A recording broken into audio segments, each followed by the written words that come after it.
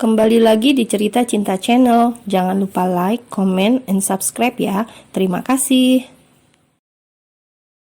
Kunci, kini George dengan terpaksa harus mengintimidasi Gabby. Jangan salahkan aku jika mencari benda itu sendiri dan memegang sesuatu yang tak ingin tersentuh, ancamnya. Ingin sekali Gabby menonjok wajah pria di hadapannya itu, tapi tangannya justru masuk ke dalam saku celananya untuk mengambil benda yang diminta oleh George. Nih, tak ikhlas dia memberikannya. George mengambilnya. Jika kau berikan sedari tadi, pasti tak akan membuang waktu kita, omelnya. Kau mau duduk di situ menikmati wajah tampanku selama perjalanan atau kau mau pindah sendiri ke belakang? Tanyanya. Kau pasti akan mengerjaiku lagi kan jika aku duduk di belakang? Tuduh Gabby yang belajar dari pengalaman beberapa hari yang lalu saat di Bali. Oh, jadi kau memilih duduk di tangki depan. Kau ingin merasakan pelukanku. Kau ingin tubuh kita saling bersentuhan.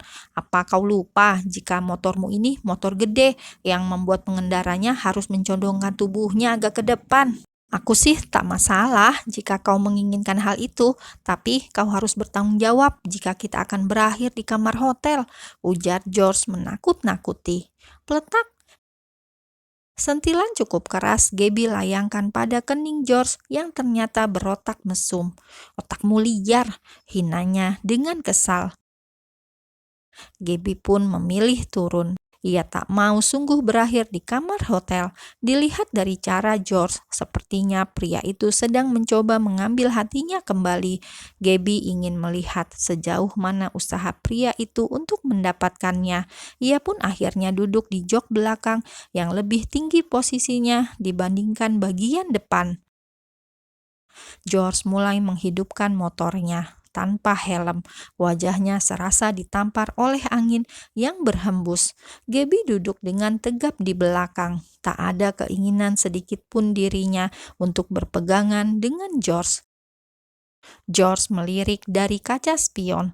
Dengan tangan kirinya, ia menarik paksa tangan Gabby yang berada di atas lutut wanita itu. Ia lingkarkan tangan Gabby ke perutnya. Pegangan, aku tak ingin kau jatuh lagi, selorohnya. Apa otaknya terbentur? Kenapa dia jadi semanis ini? Gabby hendak menarik kembali tangannya, namun George tak mengizinkan.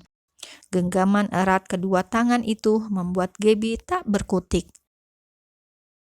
Menurut saja, aku sedang mencoba mengambil hatimu, pinta George dengan sedikit menengok ke belakang sebentar, lalu pandangannya fokus lagi ke depan. Gabby akhirnya menurut.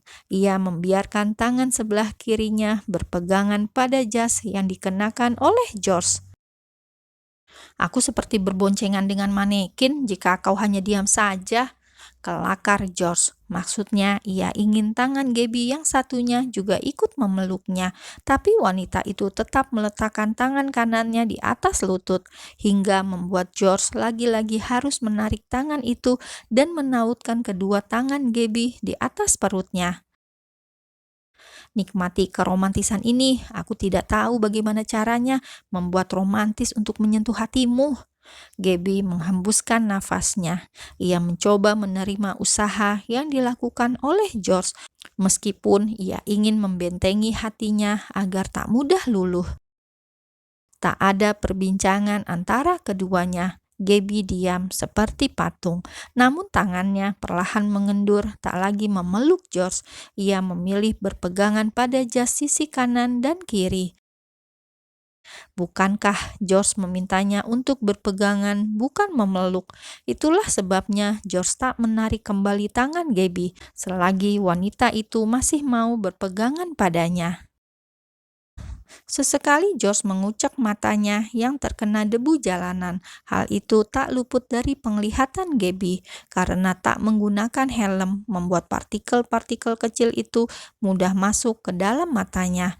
Apalagi jalan yang ia lewati bukan jalan raya. Ia sengaja memilih jalan yang tak akan berpapasan dengan polisi lalu lintas. George berhenti sejenak ketika kedua matanya sudah tak kondusif lagi untuk berkendara. Maaf, mataku perih. Gabby merasa kasihan dengan George. Ia pun melepaskan helmnya dan langsung memakaikan pada George tanpa sepatah kata pun ia keluarkan. George menengok ke belakang untuk melihat Gabby yang memberikan perhatian kecil padanya. Hatinya tersentuh. Ternyata di balik kegalakan Gabby masih memiliki sisi manusiawi juga. Jangan berpikir yang tidak-tidak, aku hanya menyayangi nyawaku. Jika kau berkendara tanpa menggunakan helm dan terjadi hal seperti tadi, bisa terjadi kecelakaan yang akan merugikan orang lain dan diriku. Kalau hanya kau saja sih, aku tak masalah. Kilah Gabby yang tahu jika Josh pasti sedang terkesan dengan apa yang ia lakukan barusan. Terima kasih, ujar Josh. Apa Gabby tak salah dengar? Pria itu mengatakan terima kasih dan jika diingat kembali, George juga mengatakan maaf padanya. Bukankah ini kali pertama pria itu mengatakan hal keramat yang hampir tak pernah diucapkan oleh George? Sayangnya Gabby tak peduli dengan kata-kata sederhana itu dan ia pun tak menyadari jika George ternyata perlahan menurunkan egonya hanya demi Gabby. Gabby membalikkan kepala George agar menghadap ke depan. "Cepat jalan," titahnya. George tak langsung menjalankan motornya. Beberapa saat ia masih berhenti. "Ayo jalan, kau menunggu apa lagi?" Gabby mulai kesal. "Aku tak akan jalan jika kau tak berpegangan seperti tadi," balas George. Membuat Gabby memutar bola matanya. "Sudah, ayo jalan," ujarnya setelah kedua tangannya kembali mencengkram jas berwarna navy yang sangat kebetulan senada dengan warna kemeja yang saat ini tengah dipakai oleh Gabby. Motor Ducati Diavel keluaran tahun 2021 yang masih mulus itu kembali membelah jalanan.